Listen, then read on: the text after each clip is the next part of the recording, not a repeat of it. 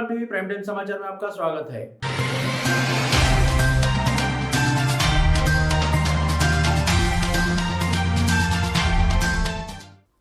Please just sir just 1 minute sir. I request all my colleagues, एक तो अपने silent mode पे रखिएगा अपने मोबाइल्स का, and the camera man are requested कि भाई आप अपना जो भी रिप्ले करते हैं just kindly avoid it when the briefing is going on. Thank you sir. You have to switch on the mic. Switch on the mic. The important point we want to highlight is that this week we have touched the 1 million mark, and how we have reached 1 million from one test in January in the last 6 months has been a calibrated effort. It has been a combined effort, and India has worked together with all the ministries working to achieve this number.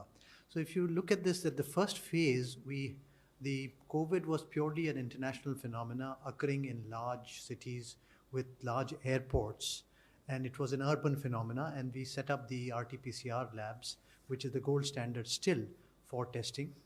And in the second phase, at the district level, where some RT-PCR labs were set up, but it took time to set them up, we repurposed the tuberculosis TrueNat, the tuberculosis CBNat, and the NACO Abbott machines, which were in the NACO program for HIV/AIDS, and we were able to have a very short turnaround time for these molecular assays with high sensitivity and specificity at the district level. Subsequently, the third phase of testing started, wherein we were able to get some antigen tests with moderate to high sensitivity and very, very high specificity, and we were able to deploy these tests to do the antigen. So these were the three phases, and as we see the augmentation of the testing capacity, now here I want to emphasize one point, that this is our capacity. Today we may have 6 lakh tests, tomorrow we may have 5 lakhs, or we may have 9 lakhs, depending on how the testing is being done, where the testing is being done, what is the prevalence, has it, we are increasing it where the testing positivity is more. So if you look at the 30th January, it was 10 tests per day. Then 15th of March, 1,000 tests per day. 15th of May, 95,000 tests a day. And 21st of August, which is just this week, we reached the landmark of 1 million or 10 lakh tests per day. And on the left side, you can see the comparison between various countries, wherein you have South Korea at the bottom, South Africa, United Kingdom, Russia, United States, and India, where the one peak has gone higher than the United States in terms of testing. However, this is quite close to the numbers which are being tested in the United States of America. Next, please. So this is the number of testing laboratories. They have, and the numbers have already been told by the Secretary, that on 25th August, we have done 3.3 crore 68 lakh tests, and we have 1,524 laboratories, with having done about 1 crore tests on 7th of July, 2 crore on 3rd of August, and 3 crore on 17th of August. Next, please. So we also have been able to set up the high throughput laboratory machines at various sites, and these have the capacity of testing more than 1,000 tests at one place.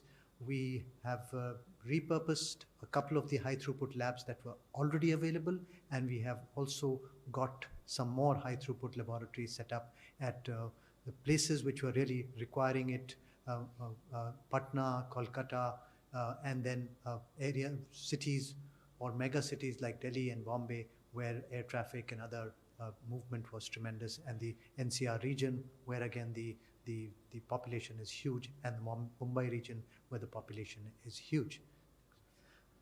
Now, how we achieved this was that in the end of March and early April, much of the kits, that is 3 parts are there in the kits. One is the viral transport medium, the second is the RNA extracting, and the third is the RT-PCR kits. In the beginning of April, most of them were imported, and we gradually, our Indian industry startups performed very well. We had our central laboratories like DBT, DST, CSIR. They developed, IITs, MHRD, as well as DRDO. They developed many of these kits, and we have tested those kits, and more than 700 kits have been evaluated, and 171 viral transport kits have been evaluated, out of which 139 have been approved and 119 are indigenous. Similarly, RNA extraction kits, 62 are indigenous. RT-PCR kits, 46 are indigenous out of the 104 that have been approved. And we have now for antibody testing the ELISA kits, which are 12 have been approved and 10 of them are indigenous. And the rapid antigen kits, again, there are 11 indigenous in the rapid antibody and 1 indigenous in the rapid antigen kit. So here I want to emphasize that with the Indian industry coming forward, the startups coming forward, we have been able to deploy large number of indigenous kits wherein they have brought down the cost of testing tremendously. And the last slide I will show how the cost has gone down from March, when at the beginning in March, the RT-PCR extraction kit was costing about 1,150 rupees, with the VTM and the RNA extraction kit costing 320 rupees each. So if you add 1,200 plus 600 or 700, so it would be about 2,000 rupees just the kits at that point in time. And this has come crashing down over the few months with indigenous kits being available. And once the indigenous kits are available, the international kits also reduce their cost to match them. And at this moment, the RT-PCR kit is available for 138 rupees, and the VTM as well as the RNA extraction kits are available for 90 rupees each. So the cost of the RT-PCR test is 138 plus 90, which would be about 300 rupees. So 310 rupees. So that is, I think, a huge thing that has happened in terms of the tests becoming affordable and now being available. So the purpose of our calibrating testing strategy was to gradually increase the number of tests as when the requirement, take it to areas where it was most required, Northeast, Ladakh, Andaman Nicobar Islands, and Arunachal Pradesh, and all those areas, as well as bring down the cost so that it is available at a much lower cost for the states as well as the central government. And more recently, many of the states have started procuring these kits, and gradually the states have been performing phenomenally well in procuring these kits on their own, because all these kits are now available on the government e-market. Thank you so much. Thank you very much, sir. First question, sir. What is the present status of e-ICU or tele-ICU exercise started by the All India Institute of Medical Sciences? Okay. The tele-ICU exercise was started by Ministry of Health and All India Institute of Medical Sciences, New Delhi, with the intent to train the doctors manning the ICUs across the country.